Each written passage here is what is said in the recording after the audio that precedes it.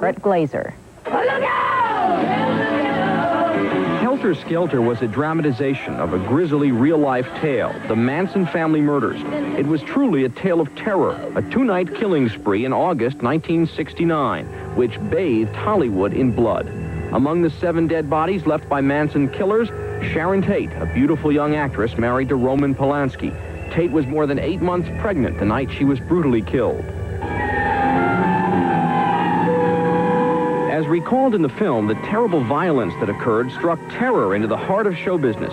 According to the man who prosecuted Charles Manson and his followers, and who authored the best-selling book which led to the movie, the killings made celebrities fear for their lives. The fear was measurable, as it were, at least in the Hollywood community. For instance, a Beverly Hills store sold 200 handguns in 2 days, and heretofore they had sold 3 or 4 a day. Private security services doubled and then tripled their personnel. Guard dogs were selling for $200 before, now all of a sudden they went up to $1,500. As depicted in Helter Skelter, Charles Manson led his followers to free love, drugs, and murder from an abandoned movie ranch outside Los Angeles. Today, the movie ranch has vanished. The structures from which the Manson murderers plotted their next assault on Hollywood's well-to-do are gone. What is not gone are the scars left by those killings 20 years ago. Doris Tate says it took her a full 10 years to emerge from depression over the death of her daughter. Sharon's picture still hangs prominently in the family living room. In Sharon's memory, her mother has become an active spokesperson for victims' rights. She's testified at several Manson family members' parole hearings. In about, I would say 2 to 3 months' time, I had obtained 352,000 signatures against any of them's release. But what motivated Manson's seemingly random, mindless killings? Manson's prosecutor claims it was a perverse vendetta against Hollywood's elite. As shown in Helter Skelter, Manson had tried to find success as a singer-songwriter and had failed. As a result, he had it in for those who succeeded in entertainment. I only heard of 5 people on the celebrity hit list. There was Sinatra, Liz Taylor, Richard Burton, Steve McQueen, and Tom Jones. And I think in Manson's mind, these people symbolize the entertainment industry to him, an industry that had rejected him, and he wanted to strike out against them. Manson continues to serve a life sentence for his multiple murder convictions. In this recent interview with Geraldo Rivera, Manson displayed his trademark wild-eyed arrogance. I don't break laws. I make laws. I'm the lawmaker. I'm the one that laid the track down. I think he's completely beyond redemption, and if he got out after doing what he did, he'd probably be more bold than ever before. 4 of Manson's followers are also serving life sentences for the killings of 20 years ago. Since that time, Hollywood has seen its share of crime, but none of it has been as heinous, none of the terror as intense, none of the names as feared as that of Charles Manson. That's me. Garrett Glazer, Entertainment Tonight.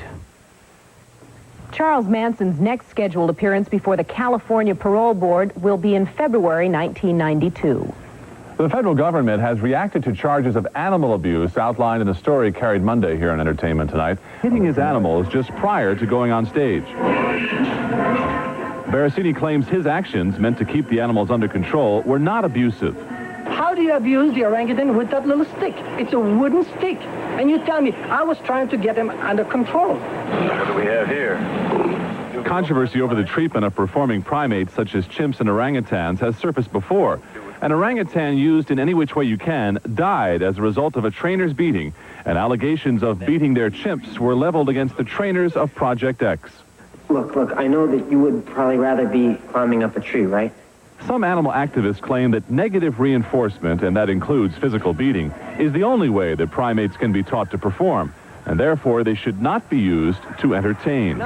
Wild animals, and apes in particular, cannot be trained without coercive means. It's just not possible to train them as you might a dog with a food reward.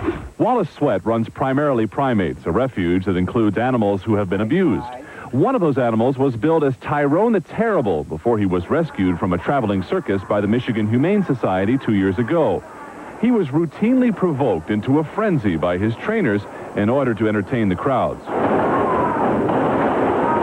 They're independent, wild beings, and they want to do what they want to do. They're not dogs. They're not bred for tens of thousands of years for servility and docile behavior.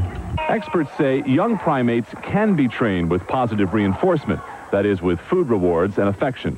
All the apes are smart, but as they get older, are more difficult to handle. These primates performing at the Universal Studios tour are retired before they mature, according to their trainer, who declined to appear on camera. But according to others, that creates another problem.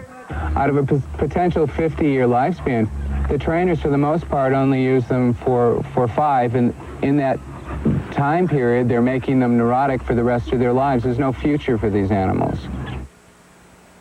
At this time, there is no federal law covering animal abuse, but this fall, that will change when a Department of Agriculture regulation goes into effect.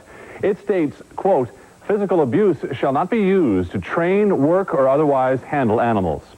On our Inside Story tomorrow, actress Shelley Winters tells all about her affair with actor Sean Connery.